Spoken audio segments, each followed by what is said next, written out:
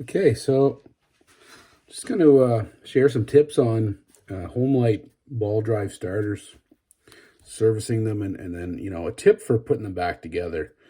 They're not that hard to figure out how to take apart, and they're really not hard to put back together either. Definitely helps if you have a parts diagram, just to see how, all the components go back together.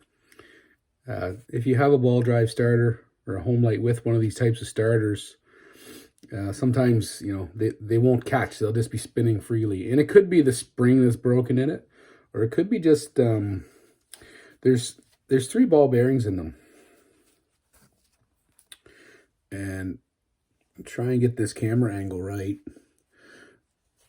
There's 3 channels that basically, when the recoil is pulled, the balls, I think it's centrifugal force, basically, they go up into these channels, and then they grab the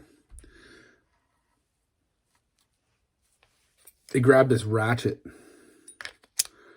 See these teeth here? Right here. Can you see that? I'm trying really hard to look at what I'm doing here, but as you teach, so these ratchets. So the balls drop into here, and then it ratchet, and it pulls the flywheel around.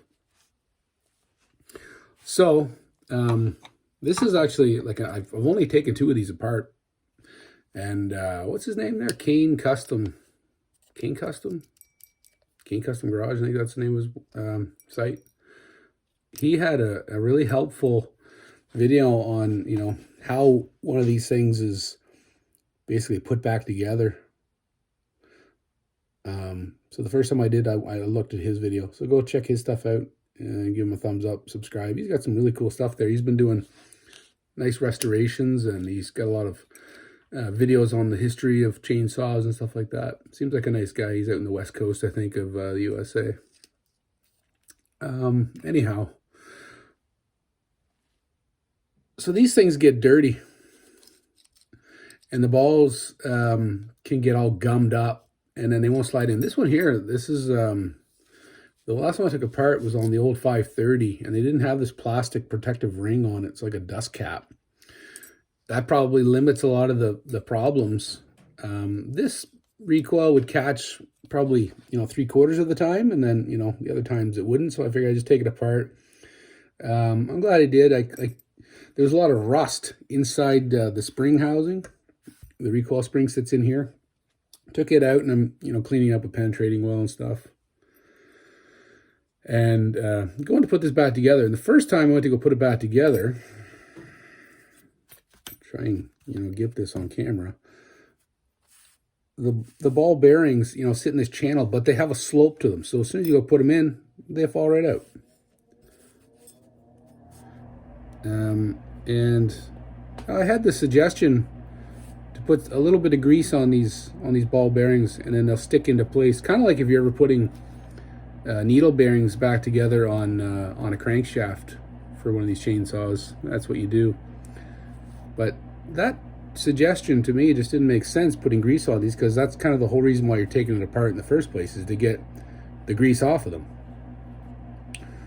So I thought, okay, well, how can you do this? And it just kind of dawned on me, why work harder when you can just work smarter. So you can turn this part around upside down and assemble the thing backwards.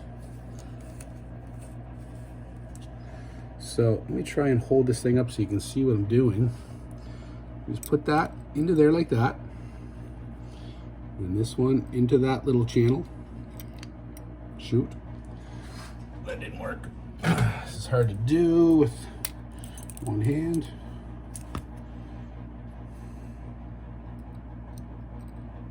Yeah, there's that one. There's that one. And then you just take this piece. I'm going to try and line up the channels properly here. Although I don't know how important it is, because this thing spins around anyway. And just like that. And then hold it nice and tight, flip it over, and then you can you can put the screws to tighten it back together. And then you don't have to worry about any grease. It's nice and clean.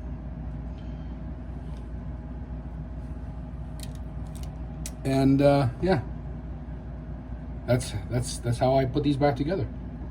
And you should too. Anyhow, hopefully you found that tip helpful. I'm gonna finish putting this back together, get this recoil spring cleaned up. This is actually for my the 700G that I'm working on. Okay, thanks for checking out my video. Good luck on your projects.